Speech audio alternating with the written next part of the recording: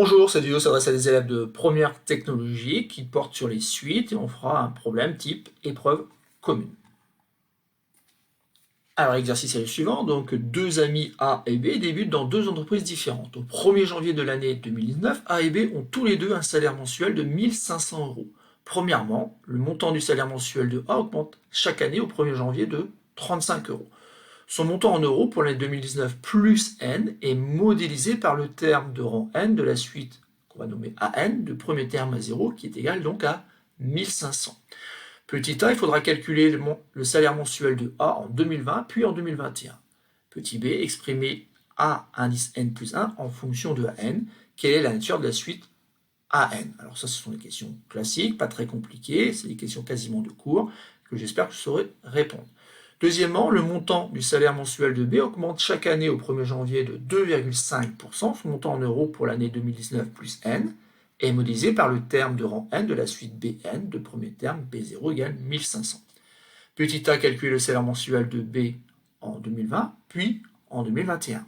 Petit b, justifier que pour tout N, B indice N plus 1 est égal à 1,025 multiplié par Bn et en déduire donc la nature de la suite Bn.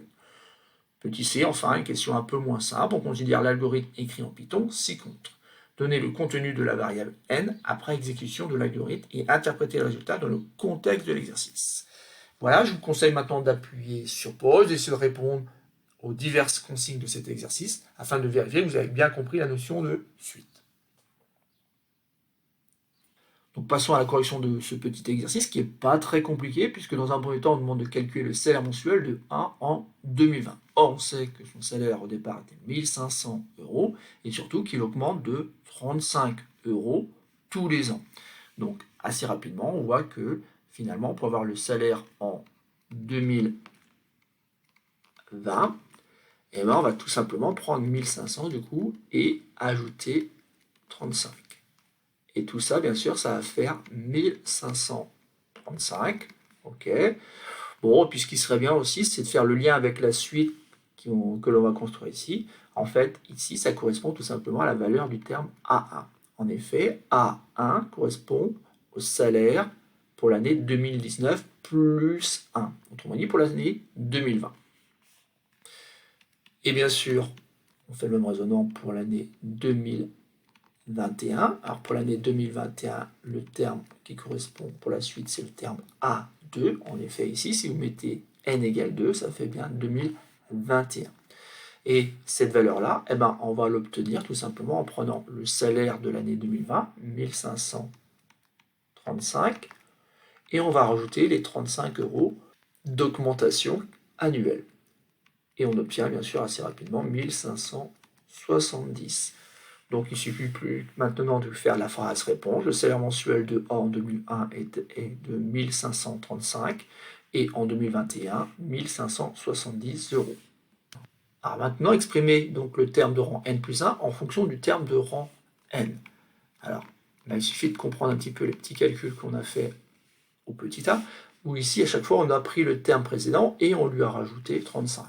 Donc ici, on prend le terme qui correspond au salaire de l'année 2019 plus n et on lui rajoute 35, tout simplement. Il n'y a rien d'autre ici à écrire, si ce n'est qu'il faut répondre quand même à la consigne, quelle est la nature de la suite AN? Et bien ici, vous devez reconnaître une suite arithmétique de raison 35. Et de premier terme, 1500, tout simplement, puisque A0 est égal à 1500. Voilà, on a déjà répondu donc à la première partie de cet exercice. Passons maintenant à la deuxième partie de l'exercice. Alors on rappelle, le montant du salaire mensuel de B augmente chaque année au 1er janvier de 2,5%. Bon, on va créer donc de la même façon une suite qu'on va l'appeler Bn, qui va permettre en fait de modéliser donc l'évolution du salaire de l'ami B en 2020, en 2021 et même pour n'importe quelle année 2019 plus N. Alors, il faut dans un premier temps donc calculer le salaire pour l'année 2020. Donc, pour l'année 2020, il faut tout simplement comprendre ici qu'on a une augmentation en pourcentage. C'est-à-dire que le salaire en 2019 était de 1500 euros et qu'il a augmenté de 2,5%. Or, vous devez vous rappeler que ça revient à multiplier par 2,5 sur 100. Et donc ici, en faisant ce calcul-là, eh ben, on obtient tout simplement le terme de rang 1.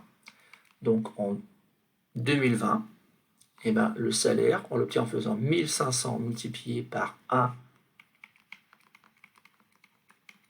1,025, puisqu'en fait ici, c'est ce qu'on obtient lorsqu'on fait 1 plus 2,5 sur 100. Et ensuite, il suffit simplement de prendre la calculatrice et on obtient donc un salaire de 1537,5. Donc en 2020, le salaire de la personne ici est 1537,50 euros. Et maintenant, on va calculer donc le salaire en 2021. Alors pour avoir le salaire en 2021, eh ben, on va utiliser le même raisonnement. Donc déjà, il faut voir que tout simplement, on va calculer le terme B2. Et comment obtient-on le terme B2? Eh ben, on prend le salaire 1537,5 qui va lui encore augmenter de 2,5%. Donc, je ne réfléchis pas ce que j'ai marqué là, mais ça revient à multiplier par 1,025. Et en prenant la calculatrice, on obtient tout simplement 1575,938. Alors là, il va falloir que je garde que deux chiffres, puisqu'il faut être cohérent avec l'énoncé. Ici, on parle d'un salaire en euros, donc je vais rester au centime d'euros. Donc si je m'arrête là, je ne vais pas regarder 0,93, mais plutôt 0,94. Et donc la phrase réponse, en 2021, le salaire de B était 1575,94 euros. Donc il va falloir montrer la consigne petit b que B indice n plus 1 est égal à 1,025 multiplié par Bn. Et enfin, on pourra en déduire du coup la nature de la suite. Donc ici, on ne va pas pouvoir écrire grand-chose, si ce n'est que pour obtenir le salaire de l'année suivante, on prend le salaire de l'année précédente et on le fait augmenter de 2,5%. Sauf que augmenter de 2,5%, une nouvelle fois, on va multiplier donc par 1 plus 2,5 sur 100. Bon, ici, puisqu'on l'avait déjà fait à la question précédente, on va prendre le coefficient multiplicateur 1,025. Et donc ici, du fait qu'on ait une relation entre le terme de rang n et le terme de rang n plus 1, on peut écrire que tout simplement Bn est géométrique de raison 1,025 et de premier terme 1500. Passons maintenant à la consigne petit c. On considère donc l'algorithme écrit en Python, 6 comptes, donner le contenu de la variable n après exécution de l'algorithme et interpréter le résultat dans le contexte de l'exercice. Alors, c'est peut-être la question la moins simple de l'exercice, dans le sens où ici, forcément, les algorithmes écrits en Python parfois posent problème. Néanmoins, ici, on a une première boîte, une première variable n, dans laquelle on a stocké la valeur 0. Et, comme par hasard, une boîte b, une variable donc b, dans laquelle on a stocké la valeur 1500. Et là, on a une boucle while. Et la boucle while, en fait, c'est une boucle tant que. Et une boucle tant que, c'est tout simplement une boucle dans laquelle on va continuer à faire des calculs tant que la condition ici est vérifiée. Autrement dit, tant que dans la boîte B, on a une valeur qui est inférieure strictement à 1550. Et que fait-on dans cette boîte? On va stocker dans la boîte n une valeur qui correspond à n plus 1. Alors ça, c'est quelque chose qui pose un peu problème, parce qu'en fait, il faut bien comprendre que en fait, on va écraser l'ancienne valeur et on va rajouter 1. Même chose pour la variable b. Dans la boîte b, dans la variable b, on va tout simplement écraser l'ancienne valeur pour y mettre en fait le résultat de l'opération 1,025, comme par hasard, multiplié par b. Donc au départ, n égale 0 et b est égal à 1500. Et donc ensuite, on arrive dans la boucle. Et en effet, on rentre dans la boucle dans la mesure où, dans la boîte B, on a bien une valeur qui est plus petite strictement que 1650. Et dans cette boucle-là, on va faire n est égal à n plus 1. Autrement dit, n qui avait une valeur égale à 0, va prendre la valeur qu'elle avait précédemment, 0, et on va rajouter 1. Donc ici, vous devez comprendre ici qu'on va faire 0 plus 1 qui donne 1. Ensuite, B. B, on va remplacer l'ancienne valeur par le résultat de 1,025 multiplié par B. Donc, si vous voulez, B, on va mettre le résultat de l'opération ici, 1,025 multiplié par 1500, alors souvenez-vous, c'est un calcul que l'on a déjà fait, c'est le calcul en fait pour l'année 2020, et on obtient 1537,5. Et le principe de la boucle, c'est que l'on revient et on va tester maintenant si avec les nouvelles valeurs que l'on a obtenues, on vérifie encore là où les conditions. Donc ici, il n'y a qu'une seule condition, il faut que B soit inférieur strictement à 1650. Or, dans la boîte B, il y a la valeur 1537,5, donc on est bien plus petit que 1650. Et donc on va faire un nouveau tour dans la boucle. Donc dans la boîte N, on va remplacer l'ancienne valeur par la précédente plus 1. Et comme avant il y avait 1, ça fait 1 plus 1 qui donne 2. Ensuite, pour la valeur de B, on va prendre 1,025 et on va multiplier par l'ancienne valeur qui est 1537,5. Alors ça aussi, c'est un calcul que l'on a déjà fait et on avait trouvé environ 1575,94. Bon, on va retester le fait que B est inférieur à 1650. C'est encore vrai, donc on va continuer à tourner dans cette fameuse boucle. Donc maintenant, vous l'avez compris normalement, n est valait 2, on rajoute 1, donc n maintenant vaut 3.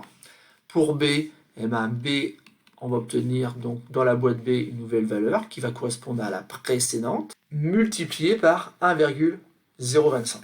Et on va trouver environ 1615,33. Bon, on va retester le fait que B est inférieur strictement à 1650. C'est encore vrai. Donc on va faire un nouveau tour dans la boucle. Donc cette fois-ci, n, on va l'augmenter de 1, donc il va prendre la valeur 4. Et on va regarder combien vaut B maintenant. On va prendre 1,025 et on va multiplier donc par la valeur précédente. Et à la calculatrice, cette fois-ci, on va obtenir 1655,72. Et on va regarder maintenant si on vérifie encore le fait que B est inférieur strictement à 1650. C'est plus le cas. C'est plus le cas, et dans ces cas-là, donc, on ne passe plus dans la boucle, on sort de la boucle, et donc c'est terminé. Et il ne reste plus qu'à déterminer donc le contenu de la variable n, et quand on va regarder un petit peu ce qu'on a fait, dans la boîte n, dans la variable n, il y a simplement la valeur 4. Donc, le contenu de la variable n, c'est 4. Mais surtout, il faut interpréter donc le résultat dans le contexte de l'exercice. Alors, la petite difficulté ici, c'est de bien comprendre pourquoi on a créé ce petit algorithme ici qui permet de déterminer quand est-ce que B finalement devient supérieur ou égal à 1650. En effet, ici, B, rappelez-vous, tout simplement ici, ça correspond à la suite Bn. Donc, on nous a fait calculer finalement à l'aide de cet algorithme les premiers termes d'une suite Bn, et on a regardé à partir de quand les valeurs dépassaient donc 1650. Donc, dans le contexte de l'exercice, ça revient à dire que finalement, il faut attendre 4 années pour que le salaire dépasse la valeur 1650. Et donc, phrase réponse, au bout de 4 ans, le salaire de B sera supérieur ou égal à 1650. Sauf qu'on a fait les calculs, on sait bien qu'il sera strictement plus grand que 1650. Mais en fait, ici, il faut bien comprendre que la boucle se serait arrêtée si on était tombé sur 1650 tout rond. Bon, ça, c'est un détail, mais en soi, il faut faire attention. Donc, c'est bien un salaire supérieur à 1650 € que l'on cherche ici, supérieur ou égal. Et donc c'est terminé pour ce petit exercice qui n'était pas très compliqué. La seule difficulté réside peut-être dans la dernière partie ici, lorsqu'on utilise donc cet algorithme écrit en Python. C'est quelque chose qu'il faut assimiler en n'ayant pas peur de faire les étapes les unes après les autres sur une feuille de brouillon comme je l'ai fait dans cette vidéo.